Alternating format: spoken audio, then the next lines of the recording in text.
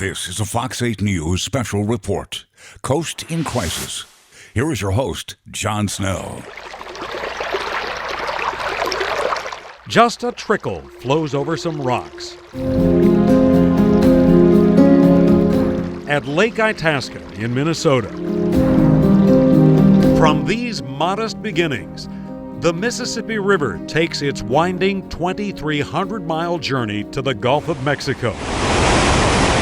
Eventually, the Mississippi and its tributaries drain 41% of the continental U.S. Through the centuries, America's great river spilled over its banks, coughing up little bits of sediment and crafting America's largest river delta. Heavy mineral sediment with clays and organics and stuff.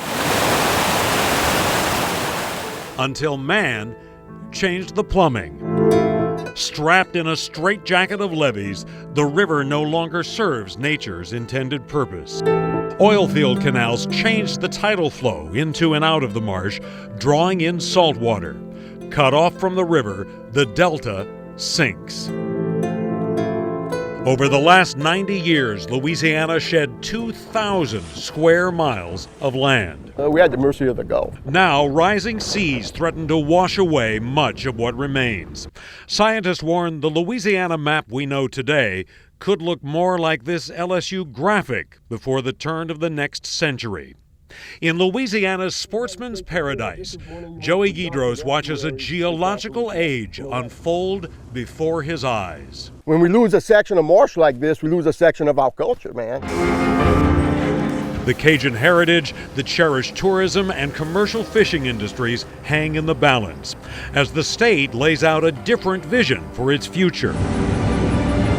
A mosaic of rebuilt islands, ridges, and marsh, including the most ambitious and controversial plans to reconnect the river to the delta. It's changing daily. It's changing during this conversation. Time is the enemy along a coast in crisis.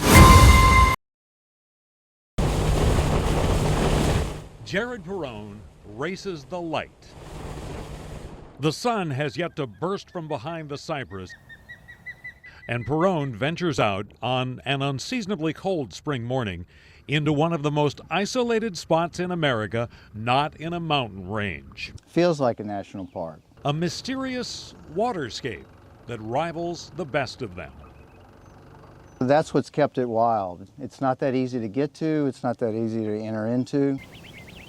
We know, I feel like the Atchafalaya is such an overlooked world-class ecosystem. The Atchafalaya Basin stretches from north of I-10 and west of Baton Rouge through cypress and tupelo swamp into marsh before it finally pours into the Gulf of Mexico. Covering ground does make you sense the scale of it, which helps you understand what's at stake. Perrone took a detour on his way to truly discovering this place.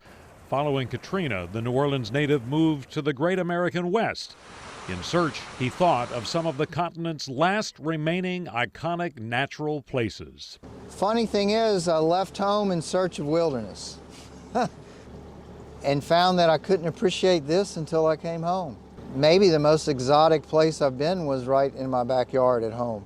A photographer, his love of nature and art drew him to the Atchafalaya, to a place worthy of being a national park. I haven't found any other wilderness that once you are able to enter into it, that you have this place to yourself. The Atchafalaya is the largest river swamp in North America. It's larger than the Florida Everglades.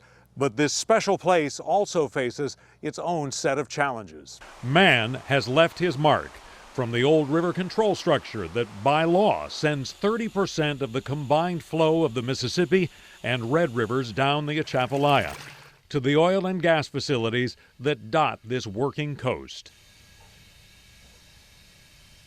Canals and levees interrupt the natural flow of water. Hyacinth and other species invade the waterways and swamps. Look at this coming right at us. But down in the marshes, there's another type of grass that's much denser and gets mixed in. And when you hit it, you ride right up on top and you're stuck. For Perrone, buying a boat Getting access to the Atchafalaya was a game changer. So I think I was like everyone else in New Orleans who vaguely knew it was there but hadn't experienced it. Perone has started offering swamp tours, but not the 1 or 2 hour excursions to spot a hungry alligator. Instead, day-long or multi-day trips in which a group of 2 or 3 people take a deep dive into the basin. It's not all very easy to see at first hand. You'll see the abundance under the water just as it gets nipped up by that bird, you know, feeding just for that little moment. He even designed modifications to his boat, which converts to sort of a floating camper. With extra storage, he's self-sufficient for several days. It used to flow unobstructed, and it kept rebuilding all this marsh. Jared Perone enthusiastically details the state's plans to restore some of the basin's natural flow, including feeding fresh water into places near Morgan City. We may be one of the last generations that is going to experience this the way it is now. We're talking about literally in the next 30 to 40 years, these changes are going to be more dramatic. Yet today, the basin is one of the few places in Louisiana experiencing a net land gain, including near the mouth of the Atchafalaya River and the Wax Lake Delta. State officials see the sediment flowing down the river as something of a natural hedge to rising seas. No, we can't give up, because the whole time that we're fighting, we're saving what we can, and we're learning about what we can do in the future. How special is it for us to be able to still have a chance to experience this, and our kids to possibly experience it? Still, at times, it's just nice to have a paradise all to yourself. John Snell, Fox 8 Local First.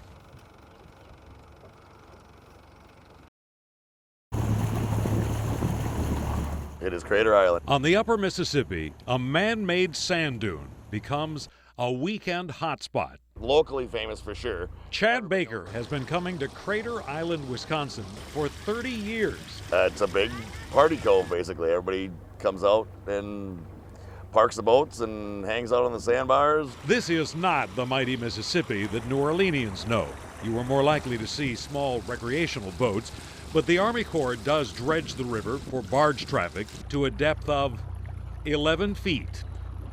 It creates a new beach at Crater Island, or a much larger sand pile at a storage site about a mile downriver on the Minnesota side. You've got a mountain of sand here behind us.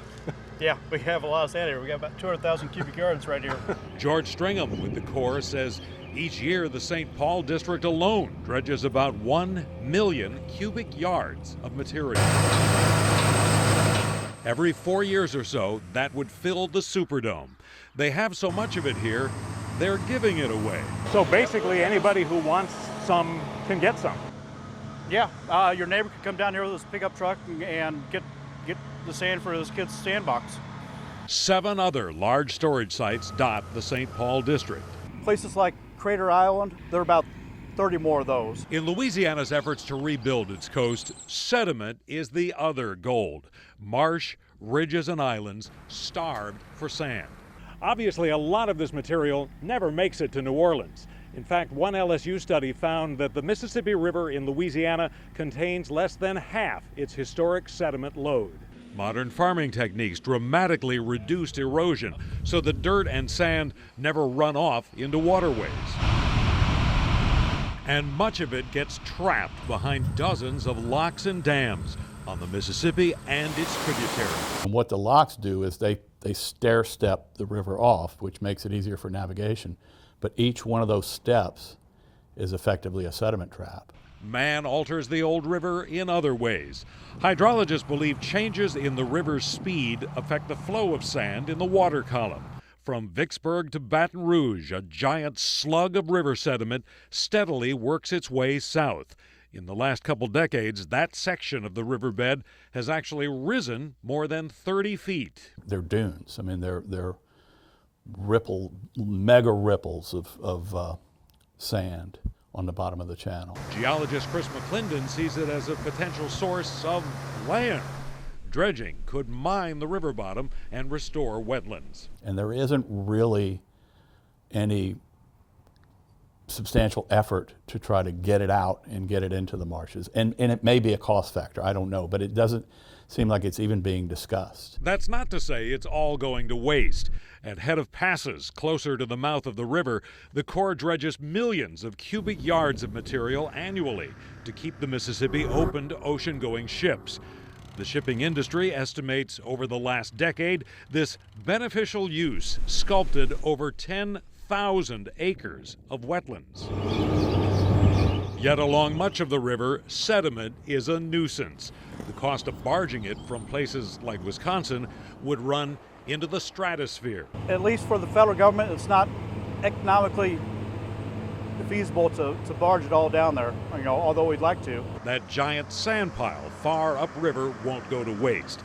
It's building 60 acres of a riverfront development in the city of La Crosse, Wisconsin, as the sand piles up in places like Crater Island. From Friday afternoon all the way through the weekend, that thing will be packed with boats till Sunday evening. John Snell, Fox 8 Local First.